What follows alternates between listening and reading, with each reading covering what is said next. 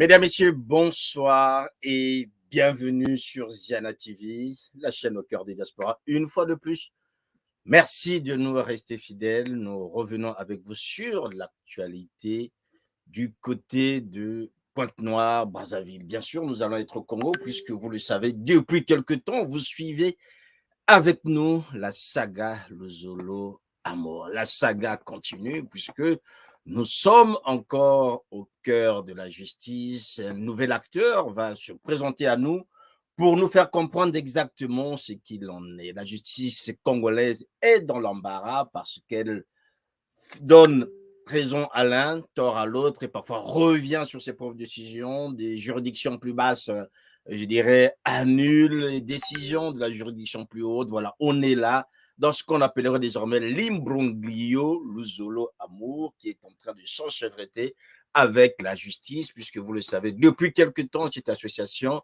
a maille, bien sûr, à retrouver l'unité originelle voulue par son maître Guillemille Loufoy Sétikwabo. Pour en parler ce soir, mesdames, messieurs, puisque vous le savez, chaque fois que nous évoquons cette saga, le Zolo Amour, bien sûr, il y a toujours de la nouveauté.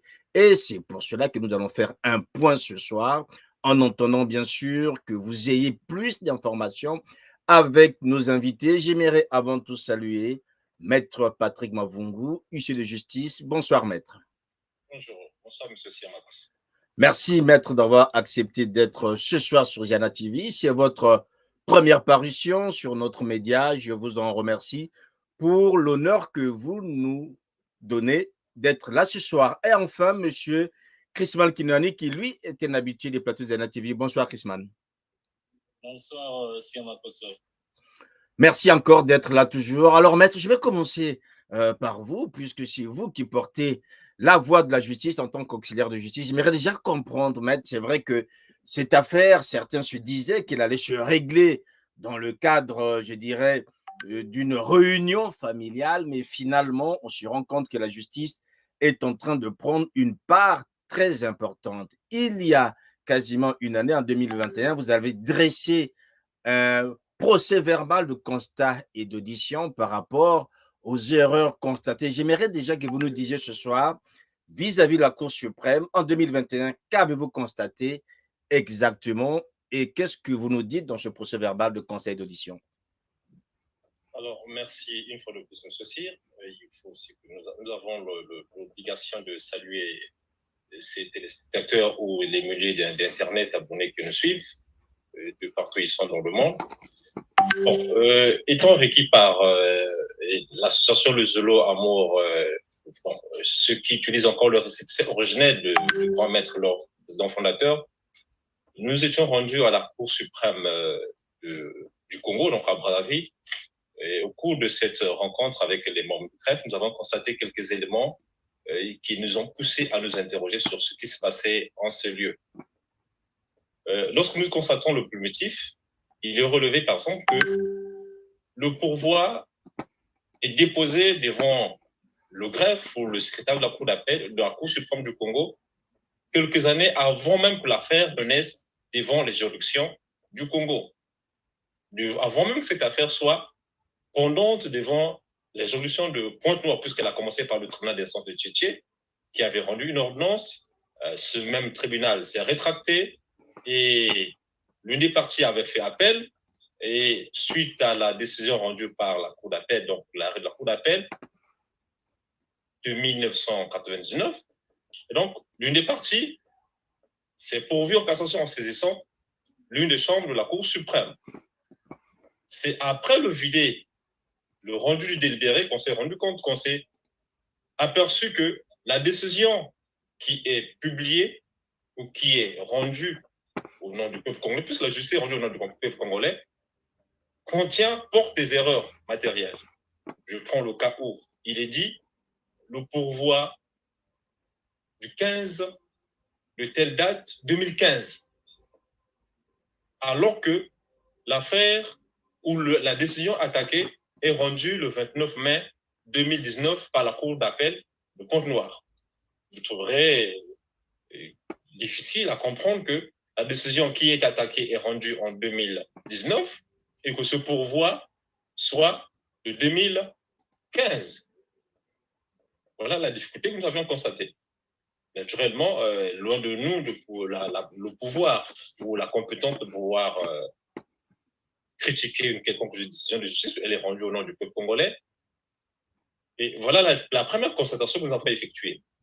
Et là encore, il n'y a pas très longtemps, nous avons été informés du fait que la décision contenant des erreurs qui casse l'arrêt de la Cour d'appel et renvoie cette affaire devant la Cour d'appel de Brazzaville. Au sortir des vacances judiciaires, tous les avocats étaient en vacances judiciaires. Naturellement, une partie des magistrats. Et à ma connaissance, de ma petite expérience de praticien du droit ou d'auxiliaire de justice, il est difficile qu'une affaire dans laquelle il y a des avocats au conseil de toutes les parties soient enrôlés pendant cette période sans que les intéressés elles-mêmes, donc ceux qui ont le récépissé original et ceux qui ont le récépissé de 2015, puissent être informés. On pourrait aussi prendre la peine ou le soin d'informer les avocats. Je prends le cas de l'association de Zolo Amour, du récépissé originel. Celle-ci a 2 avocats à Pointe-Noire et 2 autres avocats à Brazzaville. Naturellement, on pouvait informer l'un des avocats de Brazzaville qui prendrait donc le soin ou la peine d'appeler ses clients pour leur dire, et voilà, telle affaire est enrôlée devant la cour d'appel de Brazzaville. Mais c'est par chance que l'un des avocats qui parcourait le couloir de la cour d'appel de Brazzaville se dit, mais dis donc, qu'est-ce qui est affiché ici? Et se rapproche du tableau d'affiche, se rend compte que l'affaire est affichée sur le rôle de telle date de la cour d'appel de Brazzaville. Et lorsque nous consultons les documents qui ont permis à ce que cette affaire soit de nouvelle fois enrôlée devant la cour d'appel de Brazzaville, nous constatons finalement que la décision qui contenait une erreur dans laquelle on a dit le pourvoi de telle date 2015, finalement on a rectifié un pourvoi de 24 mai 2019. Comprenez? Et donc, lorsque ces choses sont mises entre les mains des justiciables que ceux-ci sont, ou que les 2 parties sont, et ça pousse certains à s'interroger. Est-ce que c'est bon? Est-ce que c'est mauvais? Est-ce que X le fait à dessein? Est-ce que ce sont juste des erreurs de frappe? Ou est-ce que ces fonctionnaires ou ces agents qui sont dans ces administrations le font de façon à nuire aux intérêts de l'une ou l'autre partie? Voilà pourquoi, lorsque nous, par exemple, nous sommes réquis pour aller faire un constat, nous prenons le soin de relever, par exemple, le dispositif et de relever la date à laquelle la décision est rendue, parce que quelqu'un pourra sortir et dire non, non, ce que vous dites n'est pas bien. Voilà. Je crois que j'ai assez fait le résumé de ces 2 éléments. Alors, maître, déjà par rapport à ce résumé que vous nous faites, est-ce que le justiciable lambda, je vais dire le Congolais lambda, est en droit de se poser la question s'il y a manipulation de la justice, parce que on voit quand même de facto, ce sont des erreurs flagrantes. La justice est une grande institution, l'erreur est humaine, c'est une institution qui est faite par les hommes, l'erreur est humaine, mais nous constatons quand même avec vous, puisque vous qui avez dressé ce procès verbal de constat et d'audition, qu'il y a des flagrances qui laissent, je dirais, pantois le justiciable lambda. Une fois de plus, M. Cyr, je dois vous dire que le justiciable lambda n'a de moyen que faire valoir ses voies de recours. Je prends du cas où nous avions constaté ces erreurs matérielles. Je crois que l'un des avocats, Maître Mbama, avait déposé une requête en rétractation devant la Cour suprême pour que d'abord, il y ait des corrections sur cet arrêt de la Cour suprême qui casse l'arrêt de la Cour d'appel avant que cette affaire soit enrôlée devant la Cour d'appel de Brazzaville où elle avait été renvoyée. Et lors de la dernière rencontre de travail que nous avons eu avec Maître Mbama, celui-ci était même étonné de nous dire que jamais sa requête en rétractation de cette décision n'avait été regardé ou n'a donné de suite. Et il nous a fait comprendre que finalement, ils sont passés pieds joints sur la requête et enrôlé l'affaire. On s'est dit, mais écoute, circule, il n'y a rien à voir. Et ça, c'est le constat, ça, c'est le raisonnement, par exemple, l'avocat, l'un des avocats de l'association, nous fait comprendre. Alors, lorsque celui-ci fait valoir les voies de défense ou les moyens de recours de ses clients, et celui-ci constate que malheureusement, ce qu'il fait comme effort n'aboutit pas parce que il y a anguille sous la roche, comme je pourrais dire. Mais je comprends très bien que vous preniez toutes les précautions pour ne pas rentrer dans un vocabulaire vulgaire qui traiterait d'une manière ou d'une autre la justice congolaise, mais nous constatons quand même si, je dirais, les voies de recours sont utilisées normalement et que ce ne soit pas pris en compte. Je réitère ma question, est-ce que quelque part, même si vous n'avez pas le droit de vous prononcer là-dessus, est-ce que quelque part, on peut avoir des soupçons de manipulation, puisque finalement, tout est fait pour que cette affaire traîne ou que l'autre partie n'ait pas le jugement attendu? Bon, les manipulations en matière de procédure ne manquent pas. Okay? Je dois vous dire que au Congo, il y a le droit, il y a la justice qui est rendue.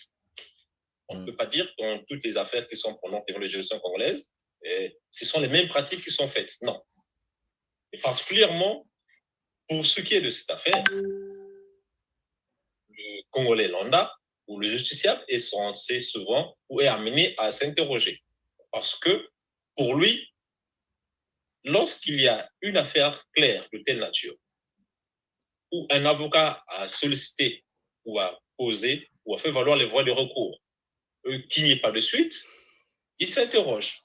Bon, mais non, manipulation ou pas, est-ce que l'avocat avait déposé au bon endroit? Il a dit oui. Est-ce que l'avocat à l'accusé de réception? Il a dit oui. Est-ce que il a les preuves que son affaire ou sa requête n'a pas obtenu gain de cause, n'a jamais été appelé ni enrôlé? Il le dit aussi. Oui. Et donc, ce n'est que les conséquences que nous pouvons tirer de tous ces questionnements. Ce n'est pas, bon, je m'abstiens toujours, je vous dis, je n'ai pas ce pouvoir, le pouvoir ou le pouvoir discrétionnaire. Nous sommes tous Congolais, nous sommes praticiens du droit ou pratiquants du droit, et nous, je ne peux pas me prononcer pour dire X a fait ceci, X a fait cela. Mais les faits sont là. OK? Les faits sont là, et par rapport à ces faits, nous n'avons pas besoin d'une baguette magique pour comprendre certaines choses ou de faire les longues études universitaires ou du Sorbonne de droit pour comprendre que ici, l'affaire n'est pas claire. Non. Qui le fait? Ce sont ces fonctionnaires ou autre chose. C'est un problème. Parce que je vais vous dire un autre cas. Et par rapport à certaines situations que ceux-ci ont connues, toujours dans les procédures qui étaient pendantes devant la juridiction, je crois que ceux-ci avaient saisi l'inspection judiciaire, l'inspection des services judiciaires. Bon. Lorsque l'inspecteur des services judiciaires est saisi d'une telle autre affaire, pas spécialement celle-ci, mais pour une affaire similaire ou parallèle, et que la personne contre laquelle une plainte est formulée devant l'inspecteur du service judiciaire est interpellée ou est appelée, cette personne ou cet acteur de justice ne s'y rend pas, ferme son téléphone. Comprenez que le fonctionnaire, l'inspecteur de service judiciaire a fait son travail, a bel et bien voulu rencontrer la personne contre laquelle des griefs sont formulés. Mais si cette personne ne s'y rend pas, dites-moi ce que cet inspecteur pourra faire. Vous comprenez? Et lui, à son niveau aussi, je pourrais vous dire que je ne peux pas me prononcer à sa place, mais il est aussi en difficulté. On a bien compris, maître. Alors, moi j'aimerais juste, avant de d'interroger Chrisman Kinwani qui est à vos côtés, j'aimerais juste avec vous comprendre en même temps, ceux qui nous écoutent, l'autre partie entend bien que vous parliez au nom de votre client, mais l'autre partie vous rétorquerait, mais maître, la justice congolaise a rendu des décisions qui leur sont, je dirais, favorable. Donc, à ce moment-là, pourquoi, je dirais, vous n'obtempérez pas en disant, OK, ça a été rendu et finalement, on laisse la raison de l'autre côté. Pourquoi cette affaire continue, maître? Bon, je voudrais vous dire que dans cette affaire, il y a plusieurs procédures qui sont. Il y a une multiplication des procédures. C'est vrai. Il y a des procédures qui ont commencé dans un tribunal civil, et puis nous sommes allés dans les affaires correctionnelles, pénales et autres là, et dans plusieurs sens. Alors, vous êtes, monsieur Cyr, un grand intellectuel, un journaliste, vous êtes bien conscient que lorsqu'une décision est rendue, et cette décision est signifiée à la partie qui a succombé. La partie qui a succombé par elle-même ou par l'entremise ou la plume de son avocat conseil ou ses avocats conseils fait appel ou fait valoir ses voies de recours. Ça veut dire quelle serait la conséquence? La conséquence serait que cette décision, l'exécution de cette décision soit plutôt suspendue jusqu'à ce que la juridiction devant laquelle ces voies de recours sont déposées puisse se prononcer sur les mérites de ces voies de recours. Naturellement.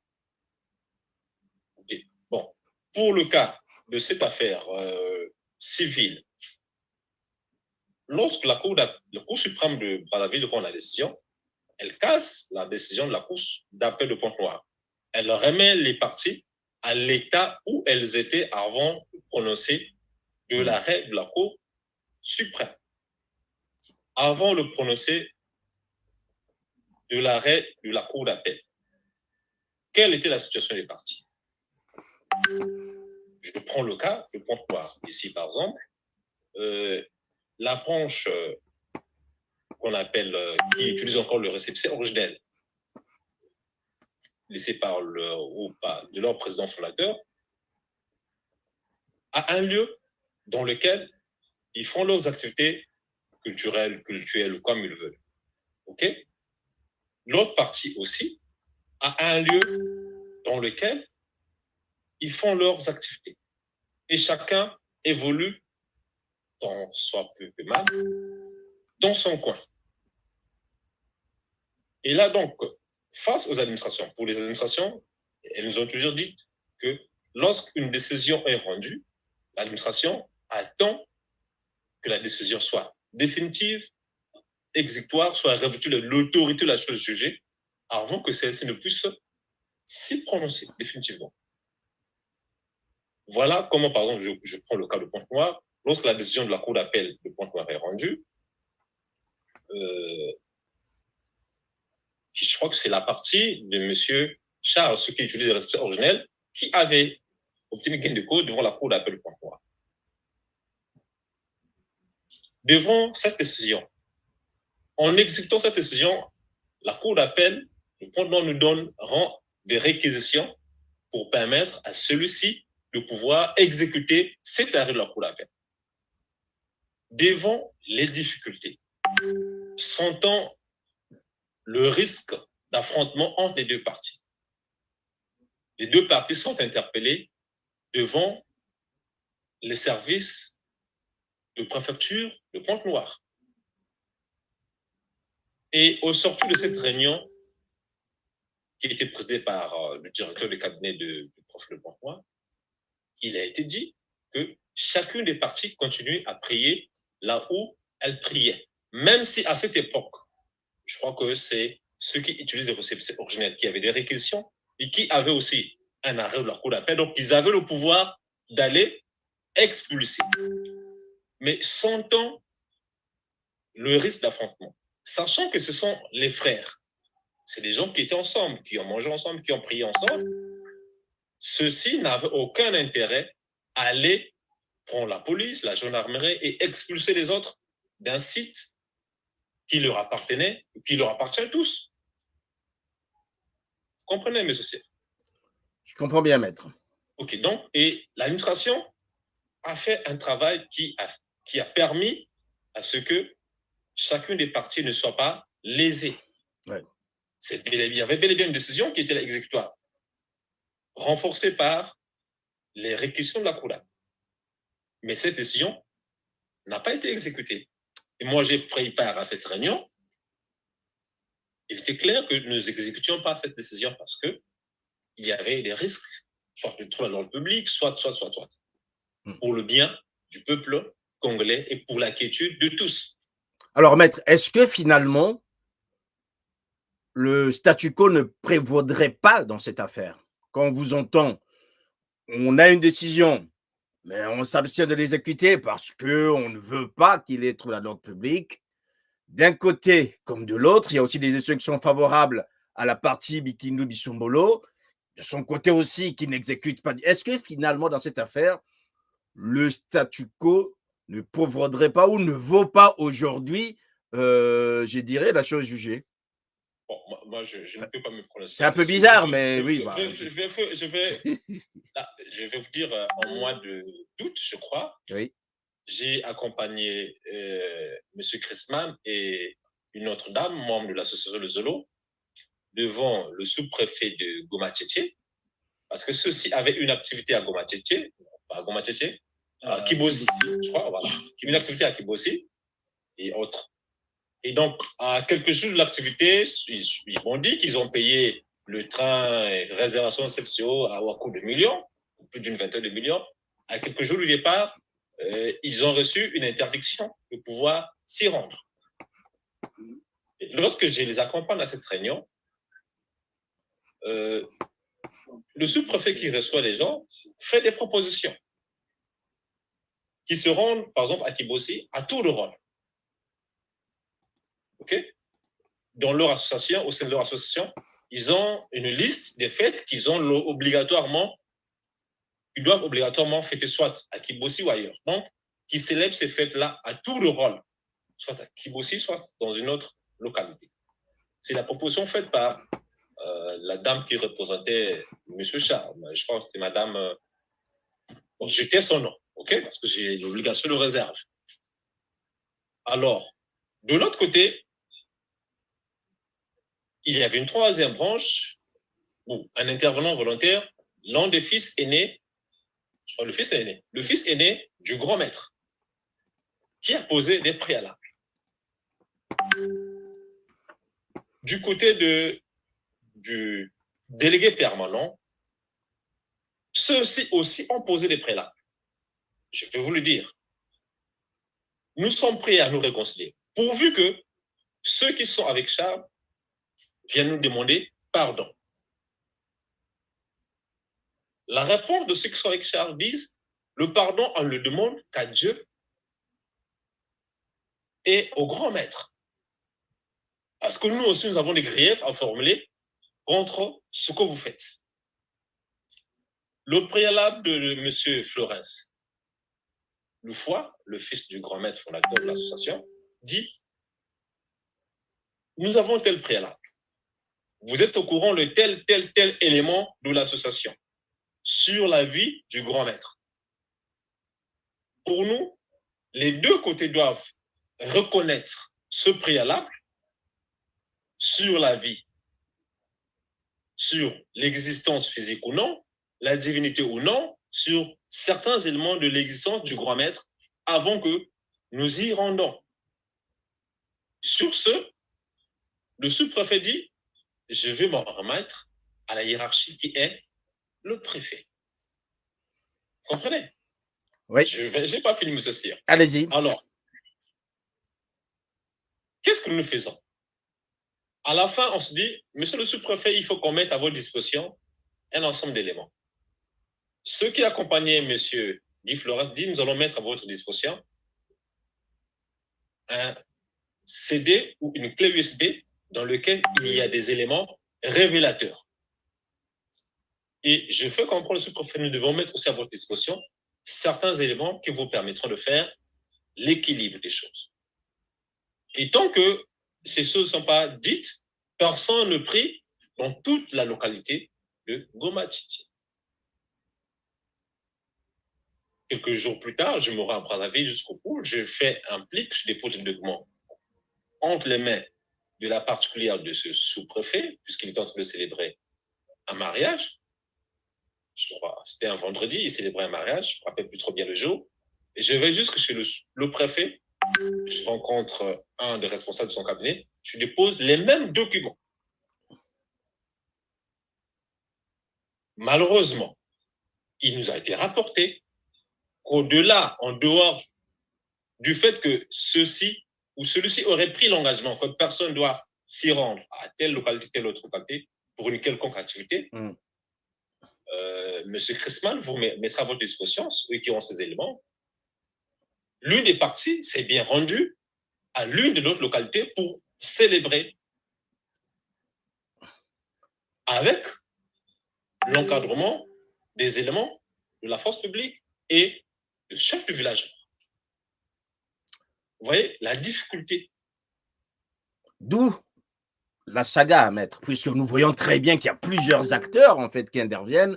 On a parlé de la justice tout à l'heure avec vous. Vous venez d'évoquer l'administration. Je vais me tourner vers Christman Kinoni. Alors Christman Kinoni, on va revenir sur cet épisode de Kibossi. Vous devez vous y rendre au mois d'août dernier et finalement le jour J, à quelques heures, je crois, de votre départ de la gare CFCO de Pointe-Noire. Et à ce moment-là, vous avez donc un document qui vous interdit de vous y rendre et surtout vous donne en fait je dirais, vous ordonne de rester à Pointe-Noire puisque nous étions en pleine élection. Alors, j'aimerais juste dire au caméraman de rester sur le maître puisque c'est ça qui est très important, que le maître reste dans la caméra principale. J'aimerais que vous nous disiez, Christman Kinoni, cet épisode, maître Patrick Mavungu l'a expliqué avec les termes juridiques qui conviendraient, mais j'aimerais que vous nous donniez en fait un peu la quintessence, hein, je dirais, sur le volet populaire.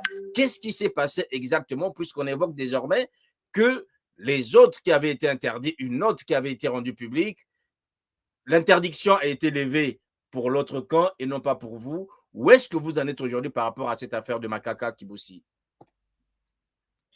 Merci, cher Sir Makosso, pour la question posée. En fait, avant que je vous parle de cet épisode de Kibossi, j'aimerais revenir un peu sur la question manipulation du droit ou de la justice. Certes, notre cher huissier de justice a le devoir de mettre tous ces EPI, de porter ses gants, tout ça, mais nous, en tant que Congolais, civils, citoyens congolais que nous sommes, et profanes du droit, nous observons. Je m'en souviens encore de mes premiers pas au lycée, lorsque j'ai fait mes petits cours de droit civil et ainsi de suite. J'ai appris, parmi l'une des règles cardinales du droit, on nous dit que nul n'est au-dessus de la loi. Mais nous, en tant que des citoyens congolais, nous avons remarqué, nous avons observé avec des preuves tangibles qu'il y a certains citoyens qui sont plus congolais que les autres. Donc, eux, ils peuvent être au-dessus de la loi sans inquiéter les forces de police, les forces de renseignement, le pouvoir judiciaire ou administratif. Alors, je vous donne des faits concrets. Dans l'une des pratiques de tricherie que certains de mes collègues usaient au collège ou au lycée, lorsque vous avez un exercice de mathématiques ou de français, lorsque la personne était incertaine de mettre la réponse, par exemple, telle équation, sa réponse finale serait égale à 3x, par exemple, eh bien, on laissait d'écrire le chiffre et on mettait juste x, par exemple. En supposant que lorsque le professeur fera passer son stylo rouge, j'aurai l'amabilité d'ajouter le 3, le chiffre manquant, ou bien de modifier le signe plus ou moins, et je vais dire chez monsieur, mais monsieur, là, j'avais une bonne réponse, mais tu m'as collé en faux. Alors, c'est exactement ce que nous avons remarqué en tant que des citoyens congolais dans la gestion de ce dossier. Parce que lorsque nous voyons le volet judiciaire a déjà été développé par mon cher huissier Mavungu, mais nous remarquons que lorsque vous avez un pourvoi en cassation déposé en 2015 pour attaquer un arrêt de 2019, il y a un voyage dans le temps et que nous nous trouvons à la Cour suprême des gens qui sont censés lire le droit et qui font passer de telles erreurs. Même quand le constat est fait, on donne la requête et que cette requête n'a pas de suite, eh bien, moi, en tant que profane du droit, j'utilise un terme terre à terre, je dis qu'il y a manipulation. Mais par qui? Puisque sur les antennes de Ziana, nous avons déjà montré sur éléments vidéo un certain monsieur du nom de Jacob Dimi qui a dit il y a des éléments audiovisuels aujourd'hui dans les archives de Ziana, pour ceux qui suivent continuellement nos émissions, qui a dit qu'il était allé voir le président du tribunal de la cour d'appel de Pointe-Noire et lui a fait des injonctions pour se soumettre. Mais quand il a une telle personne, un civil, qui se permet de faire des injonctions à des hauts responsables juridiques, nous nous posons des questions. Est-ce que cette règle cardinale du droit est-elle valable pour dire que nul n'est au-dessus de la loi, où il y a certains citoyens qui sont plus congolais que les autres? Bref, moi, aujourd'hui, je peux confirmer avec certaines preuves qu'il y a manipulation et de la justice et de certaines administrations. Sinon, comment comprendre, avant que nous arrivions au volet Kibossi, parce que les preuves sont tellement accablantes que ceux qui nous suivent, ils vont vivre ça. Nous vous avons donné un élément sur un manuscrit qui a donné lieu à l'obtention du récépissé 004. C'est une lettre qui porte l'entête, à l'entête, comment est-ce qu'on appelle ça? L'entête du président fondateur. Guy-Émile Oufouassé Tchoukawo, président fondateur de l'ASLA OPH, grand maître de l'OPH. Et qu'au fond de cette lettre-là, ce n'est pas le président fondateur qui signe, c'est un individu membre de l'association. Il ne signe pas en PO, mais il signe en tant que lui-même propriétaire de l'association, Jean-Pierre Bikindu Bissombolo, et sa signature est apposée. Mais on a se posé des questions, même quand un tel document est déposé au niveau de l'administration congolaise. Mais on peut se dire, mais ici, le document que vous m'apportez est écrit ministère, par exemple, de l'administration. Mais au fond du document, le signataire, c'est bel et bien le ministre de l'administration du territoire. Mais au fond du document, ce n'est pas le ministre qui signe, c'est Christophe Kinwani, un simple individu. On a des questions à se poser. Cette lettre-là est rédigée le 11 mars, déposée avec accusé de réception, le cachet apparaît visiblement. Le 12 mars 2015, ayant pour objet demande de régularisation d'appellation.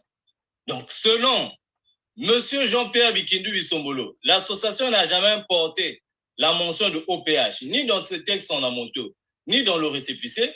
Donc, pour lui, il a fallu, suivant les instructions du président fondateur, et jusque-là, on demande les supports. Où sont les supports de ce président fondateur de 2015, qui lui a demandé d'aller changer le nom de son association? Et finalement, le 12 mars, qu'ils ont déposé le courrier à la direction générale de l'administration du territoire, c'est le même jour où on leur octroie leur fameux nouveau récépissé 004. Mais, cher Siem Makosso, il y a des questions à se poser. Est-ce qu'aujourd'hui, tu peux aller déposer une demande pour obtention d'un récépissé et le même jour, on te l'attribue? Et pire encore, ils n'ont jamais déposé, comment est-ce qu'on appelle ça? Les textes fondamentaux accompagnant l'obtention de leur récépissé.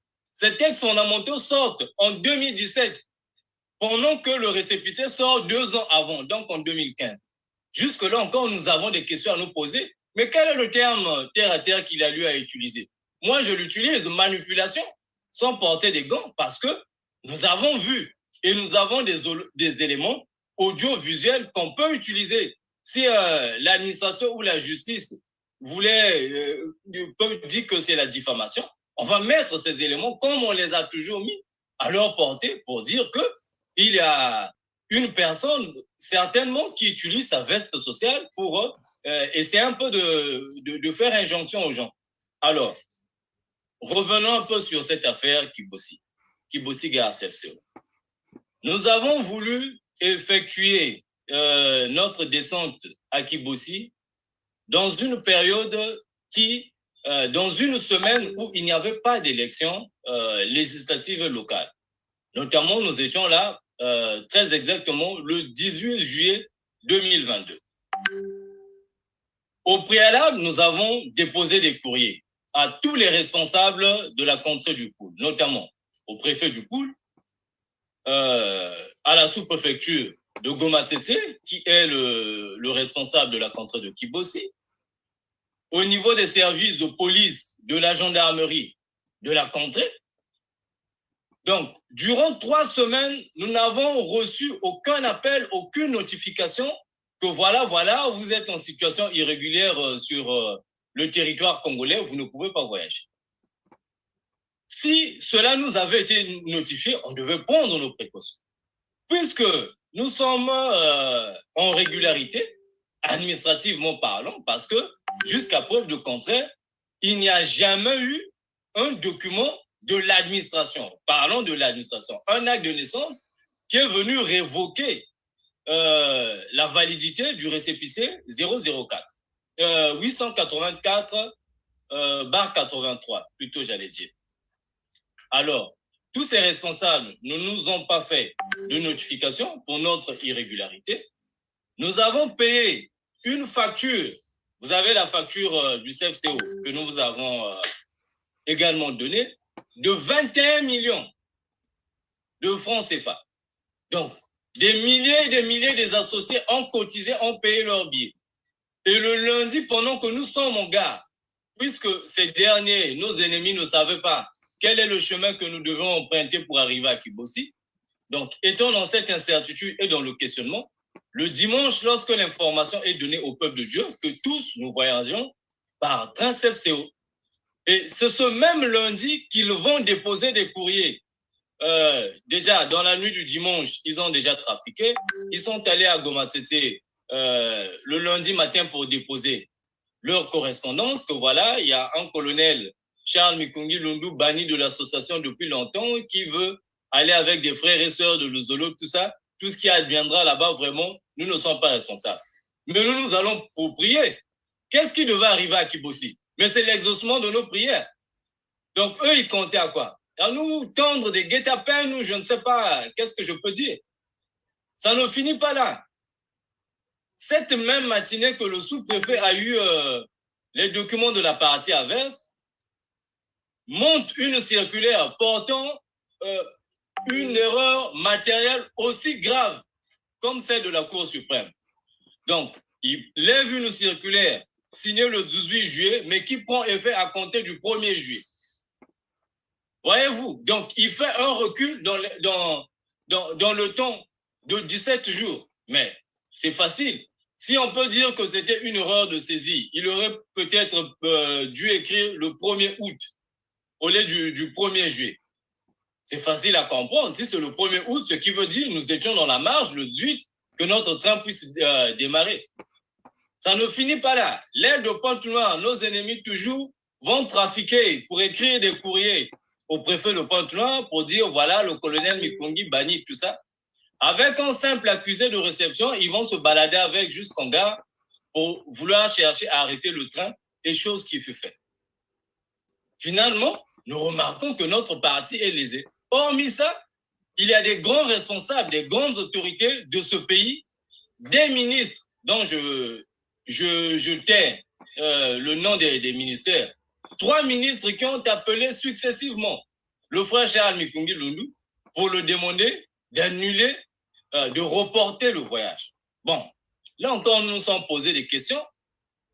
Nous avons écrit, parce que en parlant, j'ai les accusés de réception d'avoir informé le ministre de la Justice, le ministre de l'Administration, le ministre de l'Intérieur de cette affaire. Mais en aucun jour, nous avons été appelés pour qu'on ait une réponse face aux correspondances que nous avons données. Nous communiquons à travers des médias, pas seulement Ziana TV, Dia TV AG International, une chaîne qui relaie à l'international. Nous avons notre propre chaîne de télévision, la RTROPH, qui émet en local à Pointe-Noire. Mais ces communications sont suivies. On avait au préalable même lu, rédigé, transmis une pétition que nous avons lue, transmise au cabinet du président de la République, jusqu'à aujourd'hui, qui n'a pas eu suite. qu'on a donné aux responsables de l'Assemblée nationale, au médiateur national. On écrit à pas mal des responsables. Mais depuis que nous avons envoyé ces courriers-là, on n'a jamais eu de suite face à ces courriers. Bref, je reviens sur la situation de Kibossi. Donc, le même jour, il a fallu que les plus Congolais que nous aillent se présenter dans ces administrations. Eh bien, ces autorités ont levé des circulaires, ont donné des coups de fil pour dire que voilà, Charles, il ne faut pas faire ça.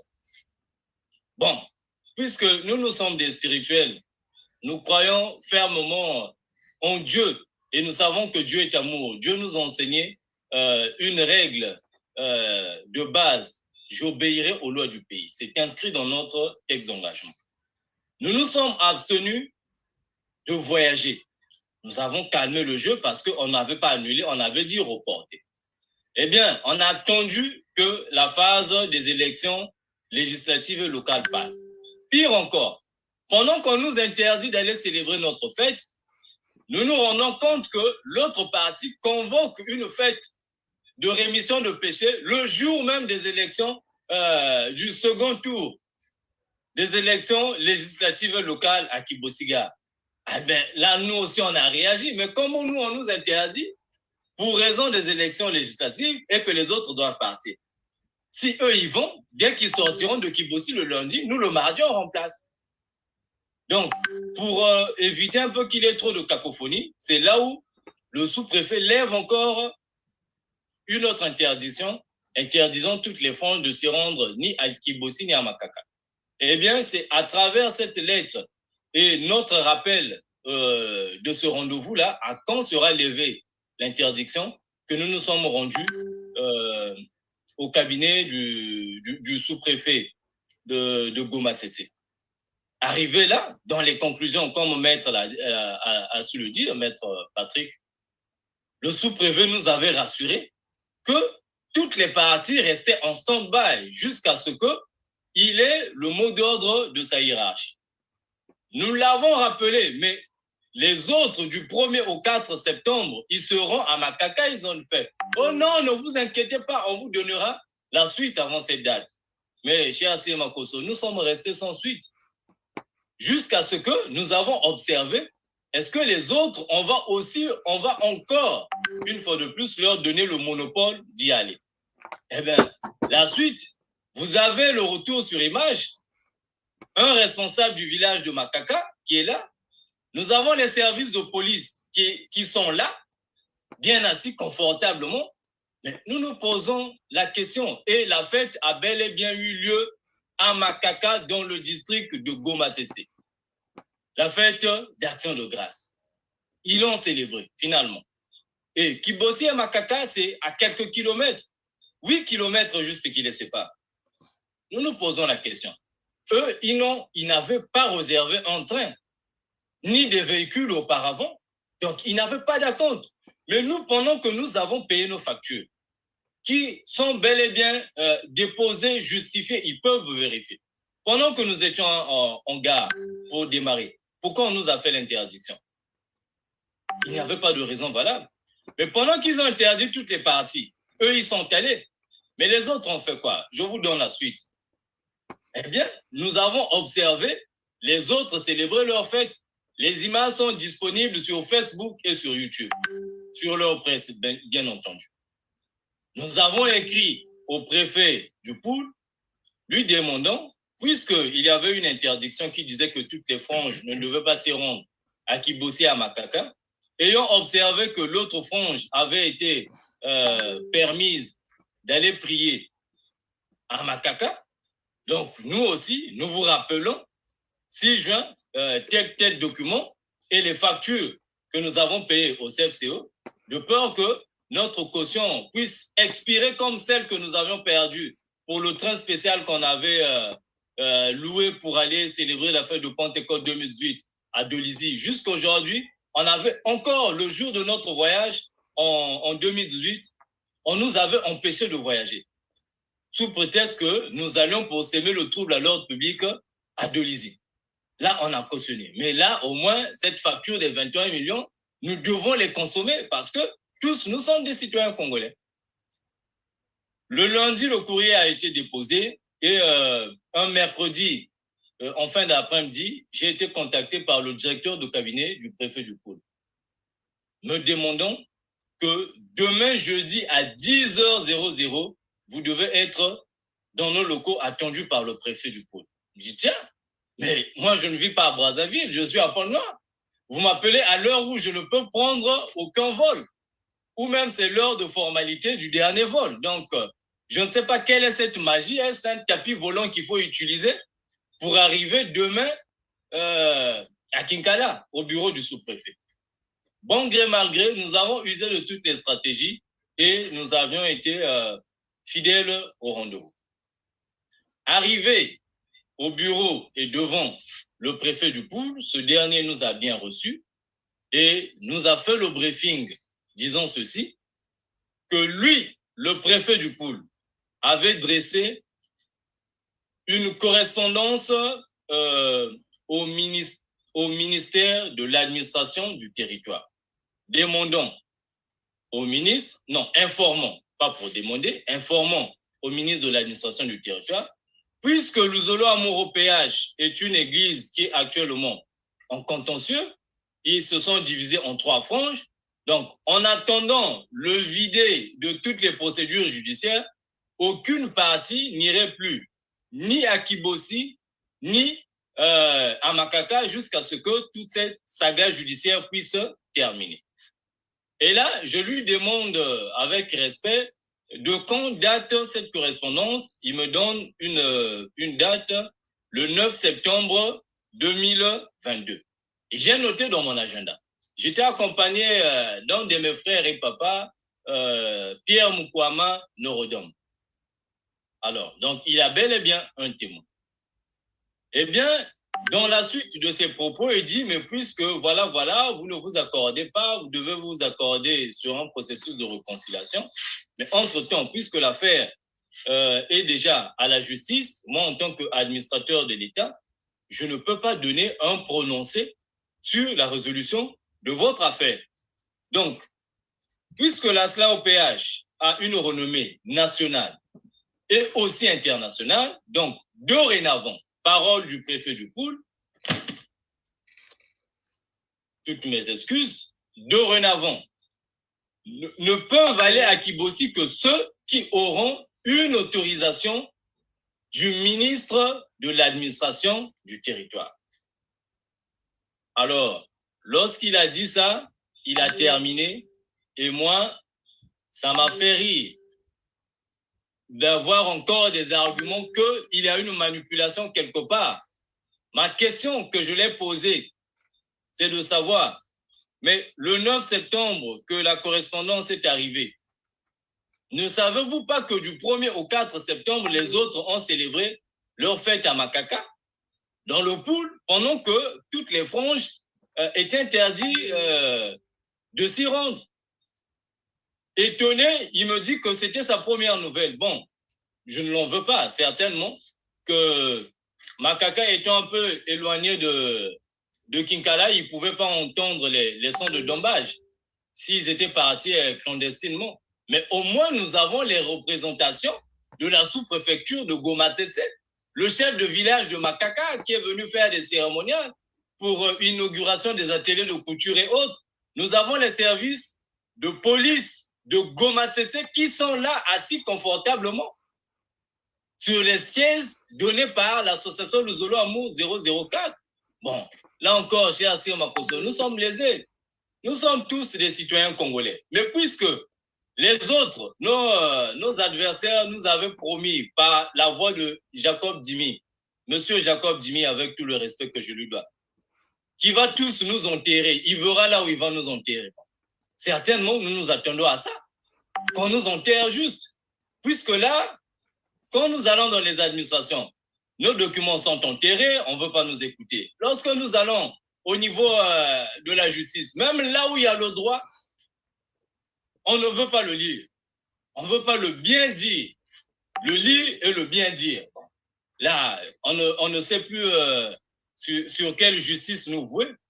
Bon gré mal gré, nous avons toujours cette conviction-là qu'il y a des administrateurs chevronnés au niveau de l'État qui peuvent prendre conscience et qui peuvent être impartiales dans la gestion de ce dossier-là. Autant également pour la justice. Mais jusque-là, nous attendons encore le moment arrivé. Puisqu'il y a eu remaniement des postes au niveau du gouvernement, d'ici peu, nous avons encore nos factures qui sont valables. Nous allons adresser des courriers à qui de droit qu'on nous a demandé d'y aller et pour demander donc l'autorisation dorénavant pour effectuer un pèlerinage au Congo-Brazzaville. Il faut demander une autorisation au ministre de l'administration du territoire. OK, nous le ferons dans le calme et dans la patience. Voilà un peu sur l'affaire Kibous. Voilà, il était nécessaire de vous laisser le temps de proposer ce récit à ceux qui nous suivent pour bien comprendre les rouages et de voir, je dirais, cet imbroglio entre la justice et l'administration, où parfois l'administration prend des initiatives, mais au détriment des décisions judiciaires, ou parfois la justice aussi prend des décisions, mais qui ne sont pas directement prises en compte sur le plan administratif. Alors, maître, nous arrivons bientôt à la fin de ce programme. J'aimerais juste que vous nous disiez aujourd'hui où est-ce que vous en êtes, puisqu'on a bien compris qu'on a fini 2022 avec cette saga, sans doute on va rentrer en 2023. Où est-ce que vous en êtes aujourd'hui? Est-ce qu'on verra le bout du tunnel dans cette affaire de Zolo-Amour? Bon, le bout du tunnel, nous le verrons certainement, mais il y a encore des procédures qui sont devant les tribunaux. Je vais vous parler de deux. Celle que nous sommes en train d'évoquer sur le pourvoi en cassation, qui a cassé l'arrêt de la Cour d'appel renvoyant les parties devant la Cour d'appel de Brazzaville. Et il y a une autre affaire qui avait été jugée devant le tribunal administratif de Brazzaville, donc à Makele, sur leur second récépissé. Voilà. Et là encore, je crois qu'il y a des voies de recours qui sont là, et jusqu'à ce que les juges ou les magistrats ou la justice soient tranchés. C'est ces deux éléments qui peuvent permettre aux deux parties de voir le bout du tunnel ou de nouer le nœud. Parce qu'au jour d'aujourd'hui, à ma connaissance de ces procédures, ou de toutes ces procédures que je connais de cette association, je peux dire que le statu quo demeure. Voilà. Parce que lorsque nous nous retrouvons, je vais repartir un peu en arrière, lorsque nous nous retrouvons devant le sous-préfet de Goma-Tchétché, leurs adversaires parlent du récépissé qui venait d'être rétabli par le tribunal administratif de Brazzaville. Eux, ils disent, oui, mais c'est vrai, votre récépissé veut être rétabli, mais nous avons fait des voies de recours. D'autant plus qu'à l'origine, vous saisissez le tribunal administratif contre l'État congolais. Nous venons en intervenant volontaires. Curieusement, c'est nous, intervenants volontaires, qui sommes condamnés et l'État congolais est mis hors de cause. Et donc, par rapport à cette procédure, il y a des voies de recours qui ne sont pas définitives. Alors, par rapport à la toute première procédure sur l'affaire civile, le tribunal, la Cour d'appel de Brazzaville n'a pas encore tranché. Non, moi je crois qu'actuellement, ce sont les deux éléments sur lesquels l'affaire pourra connaître son dénouement devant les juridictions. Entre-temps, j'ai connu cette procédure, c'est les procédures de cette association depuis 2016, je crois bien. Je crois que les deux parties doivent faire aussi un effort. J'ai parlé des positions des parties devant le sous-préfet de Goma-Tchétché. Les conditions posées par chacune pour revenir ensemble. Et M. Chris Kinwani vous a parlé, je crois que c'est moi, j'étais mal le déposité parce qu'il faut des preuves. Lorsque vous montez une lettre, lorsqu'elle est servie par voie d'huissier, il y a l'accusé de réception, ça vaut plus de valeur, il y a des preuves.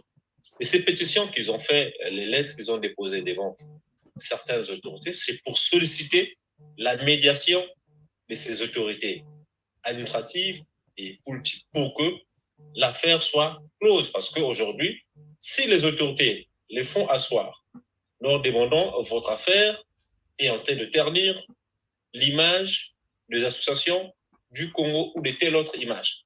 Alors, nous voulons que vous asseyez et pour que vous trouviez une solution qui satisfasse tout le monde. Alors, si l'oreille de l'autorité politique administrative est attentive à toutes ces sollicitations, je crois que la solution aussi peut sortir de ces autorités. Vous comprenez, M. Cyr? Il y a deux éléments, je vous ai dit. La justice et l'homme politique peut les concilier, pourvu que chacun mette un peu d'eau dans son vin. Donc, finalement, c'est un billard. Dans ce préalable, oui. Je crois que. Alors, maître, si on vous entend, finalement, c'est un billard à trois bandes. Hein. Vous avez d'un côté la justice, de l'autre côté l'administration, et dans un troisième côté, vous avez donc l'association elle-même. S'entendre. Il y a depuis des années, plus de 30 ans, ils ont toujours travaillé ensemble, ils ont prié ensemble, ils ont fait des choses ensemble. Voilà. On m'a parlé d'un foyer dans lequel papa prie de tel côté et le fils prie de l'autre. Vous comprenez comment vous allez gérer une telle maison? Alors, Père, vous êtes chez X et le fils avec, ou la dame avec. Donc, je crois que la réconciliation, si les partis mettent un peu d'eau dans leur vin. Peut-être pas d'eau, c'est de la biramycine. Peut-être un peu d'eau dans la biramycine. Bon, certainement, voilà ce que j'allais dire. Donc, c'est la biramycine. Oui. Et puis, ils vont pouvoir s'entendre, certainement. Mais je ne suis pas pessimiste, hein. Il faut rester optimiste. Espérer les lendemains meilleurs pour cette association. Moi, je crois même que c'est l'une des plus grandes associations au Congo. On ne peut pas, ce serait mauvais que cette association puisse continuer à aller dans tous les sens. Ce ne serait pas bon pour l'image du Congo. Christman Kimdouani, c'est pas bon pour l'image du Congo, mais en même temps, il faut quand même reconnaître que ces procédures sont lourdes, elles ont un coût.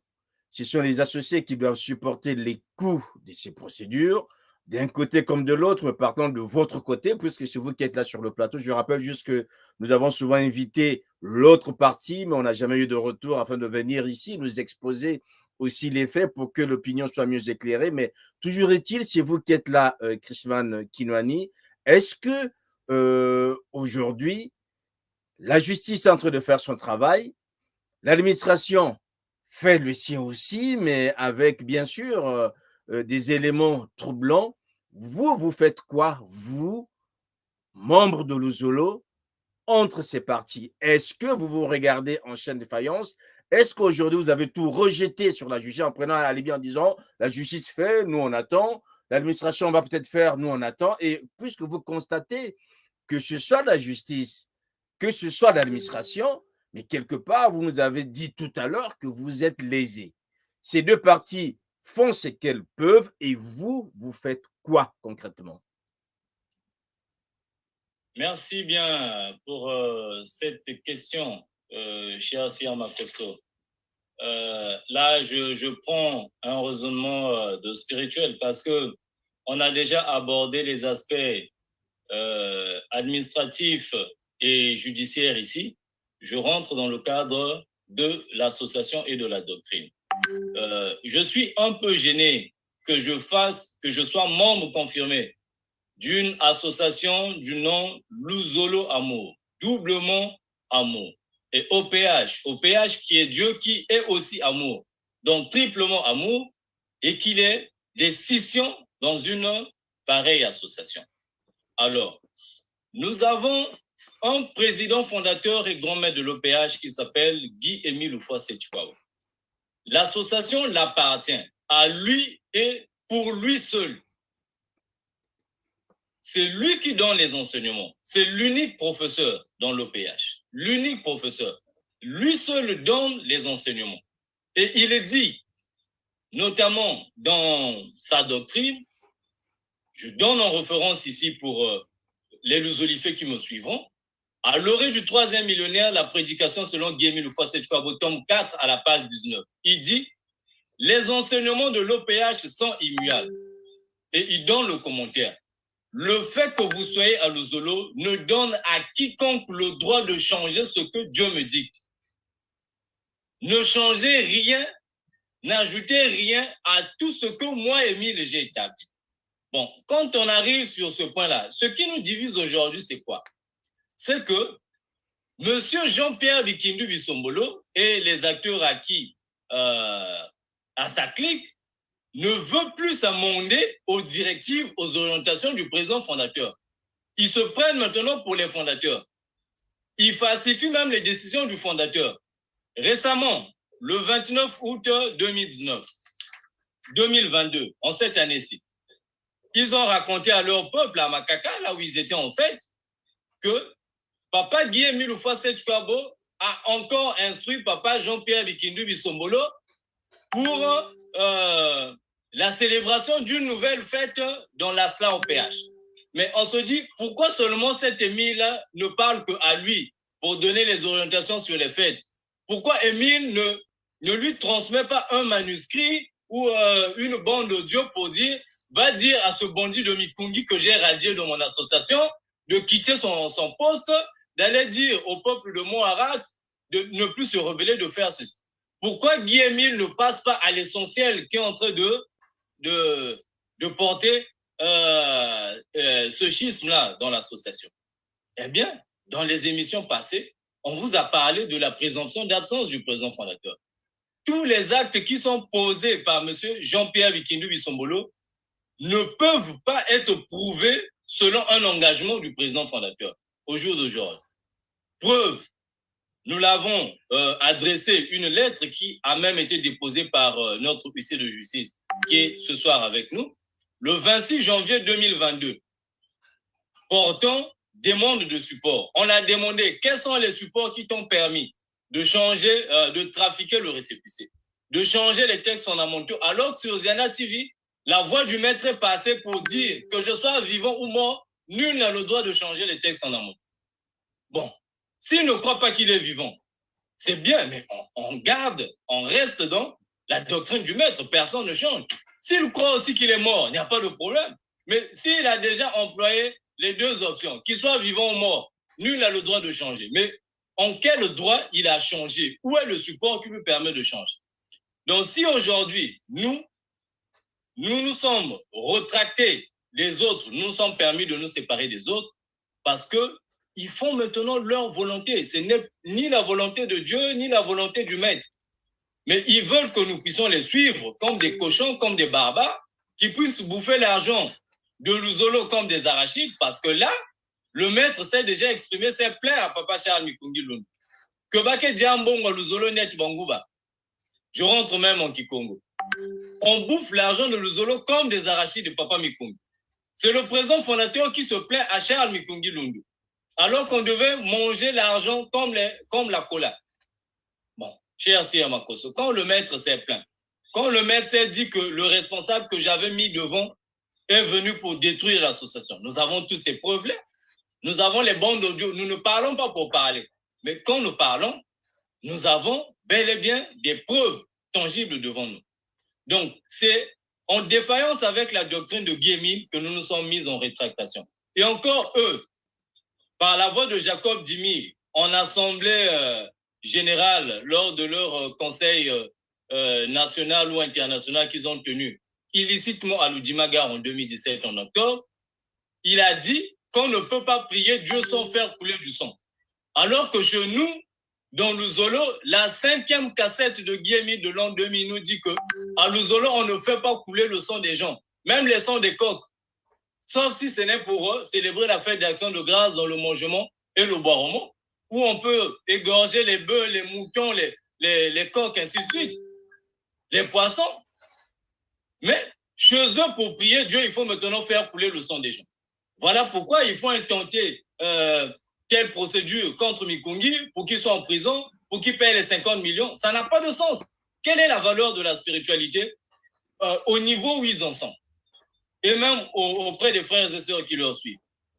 Donc, nous voyons que certes, la solution viendra de Dieu parce que depuis 1998, le président fondateur avait annoncé qu'un grand vent devrait secouer son association. Spirituellement parlant, nous croyons que les moments sont arrivés pour essayer un peu de déraciner le vrai de l'ivraie. Nous croyons également que cette crise sera mise à terme par le canal que Dieu mettra. Dieu ne descendra pas du ciel avec ses anges et archanges pour venir couper les têtes des gens. Non. Certainement, comme il s'est toujours servi des gens, eh bien, l'Éternel Dieu va encore toucher des gens, autorités de la République certainement, pour nous faire asseoir. Je finis par là. Au début des années 2000, nous avons eu un feu, Bassi Mounzebele, père à son âme, neveu de Guy Émile, qui a voulu changer les textes fondamentaux et les statuts. Ce dernier a trimballé Guy Émile dans les tribunaux. Cette affaire a tergiversé jusqu'en 2004. Mais tellement qu'il avait trop de procédures, de recours, va ici, tout ça, lui aussi usait de certaines justices sociales pour essayer de faire pousser ces dossiers au niveau de la justice. Mais le cabinet du président de la République, étant saisi de cette affaire, avait appelé les deux parties à la réconciliation. Et là, celui qui représentait la partie A pour Guy-Émile Houphouët-Boigny, le président fondateur, c'est ce Jean-Pierre Bikindu Bissombolo. Et de l'autre côté, la face B, il y avait aussi quelqu'un. Mais quelles sont les résolutions prises ensemble avec l'autorité de l'État, mandatée par le président de la République, qui est encore actuellement en fonction, son Excellence, M. Denis Sassou Nguesso? Nous avons le PV de cette assemblée. Il était dit que chaque parti devait respecter, dans l'amour sincère du prochain, toutes les instructions du président fondateur grand maître de l'OPH, Guy-Émile Houphouët-Boigny. 1. 2. Respecter scrupuleusement les textes fondamentaux posés par Guy-Émile Houphouët-Boigny. Là, nous nous trouvons en juillet 2004. Mais j'ai posé la question à Jean-Pierre Bikindu Bissombolo, mon cher papa, devant le sous-préfet de Goma Tsetse. Je lui ai montré ce document qu'il avait signé, validé. Il dit, mais papa DP, où en es-tu face à ce document-là? Respecter les textes fondamentaux. Mais tu les as changés. C'est la doctrine qui nous divise. Sinon, l'enseignement sur l'amour, elle est là. Si on se réconcilie sur la base de la doctrine, nous revenons tous ensemble le même jour. Très bien. Aujourd'hui, nous, on ne va pas convoquer un concile pour statuer sur la base doctrinale. Nous attendrons et je pense que vous aurez le droit de le faire. Maître, c'est vous qui aurez le dernier mot. Voilà, on a le temps juste qu'on puisse récupérer Maître Patrick Mavungu. Mesdames, Messieurs, restez donc toujours en direct sur Ziana TV, bien sûr. Le temps qu'on récupère Maître Patrick Mavungu. Alors, vous le savez, cette affaire est une affaire assez compliquée et nous allons donc donner à Maître Patrick Mavungu le mot de la fin. Maître, c'est vous qui l'avez. Merci une fois de plus, M. Cyr. Bon, je crois qu'on en a assez parlé, mais pour mettre un terme à notre conversation, je vais revenir sur ce que j'ai dit, que les deux franges, aujourd'hui non, je parle de trois franges, mais les trois franges peuvent s'asseoir ensemble. Aucune frange ne trouvera du succès ou de la valeur ou de la force en voulant voir l'autre à terre, terrassé ou en difficulté. Voilà, donc, je sais, ils savent combien les procédures judiciaires leur coûtent. Comment sont pénibles le fait de se lever tous les jours devant la barre, de se mouvoir tous les jours, courir devant telle administration. Et je crois que les trois franges, ou les deux franges actuellement qui sont diamétralement opposées, peuvent comprendre qu'ils en ont assez. Et leur peuple, le filet fidèle, a autant souffert. Donc, il revient à eux de faire un effort. Je sais que les deux franges nous écoutent, même les trois. M. Bikindu et son équipe, M. Charles, et qui nous a fait venir devant votre chaîne, et ceux qui sont derrière M. Florence Guy, le fils aîné du président fondateur, ils peuvent s'entendre, à mon avis, puisque les éléments d'entente étaient déjà là. Le problème aujourd'hui, c'est que chacun fasse taire aussi ses égos ou son égo. Voilà. Parce que les tribunaux, oui, les tribunaux sont là pour juger, pour rendre justice au nom du peuple congolais. Mais nous avons connu le cas des pentecôtistes, je crois, qui ont eu un conflit, les cas de gens de Kimangis qui ont des conflits, ils sont finis. Il y a eu le cas de Zemfira aussi. Voilà, Zemfira aussi a connu un conflit. Mais qui n'a pas connu, qui n'a pas eu la teneur comme ce conflit qui oppose les fidèles de Guy Émile. Aujourd'hui, la justice fait son travail et c'est cette justice que nous devons exhorter aussi ces acteurs de justice, de savoir aussi élever aussi le niveau de débat, aussi l'administration aussi, de savoir comprendre qu'aujourd'hui, nous avons tout intérêt à ce que cette association ne puisse pas rentrer dans la dislocation. Parce que je me rappelle d'une conversation qu'on avait eue avec une autorité de la place qui dit « Si vous tergiversez, nous finirons par prononcer la dissolution de l'association. » Lorsque je fais la genèse, je constate que cette association est au Cabinda, elle est en Afrique de l'Ouest, elle est aux USA, en France, partout. Alors, si dissolution il y a de cette association, les conséquences seront tragiques ici et à l'extérieur du pays, sur tout le monde. Alors, les hommes ayant les égaux qui se réclament propriétaires de telle frange, telle autre frange, nous sommes conscients que nous, les humains, les hommes, nous partirons, nous mourrons. J'ai eu aussi à parcourir les statuts Eric Boy intérieur de cette association. Ça voudrait dire que après, chacun va mourir. Mais l'association doit rester pour que ceux qui viendront après constatent que cette association serait comme un patrimoine, comme un bien du peuple congolais qui fait du bien au Congo et au monde entier, puisqu'il dit au PH, maître de l'association de Zulu Amour, pour le bien universel. Voilà, donc, qu'il fasse des efforts. Moi, en tant qu'huissier du site, je sais que je suis huissier qui travaille beaucoup plus exclusivement pour telle frange, ok, mais il y a des éléments, bien que ceux-ci puissent avoir raison, mais lorsqu'on a raison, quelque temps après, il faut avoir un peu de la grandeur d'esprit ou la grandeur d'âme pour se rendre compte, écoutez, peu importe la raison, nous sommes frères, la confraternité, l'amour, comme la seule Zulu Amour a plein de mots amour là-dedans, surpasse toute chose. L'amour triomphe de toute chose. Je crois que je dois m'arrêter par là, monsieur Sermakos. Voilà, c'est sur cet appel à l'amour qu'on va se quitter. Merci encore à vous, maître, d'être intervenu ce soir sur Ziana TV.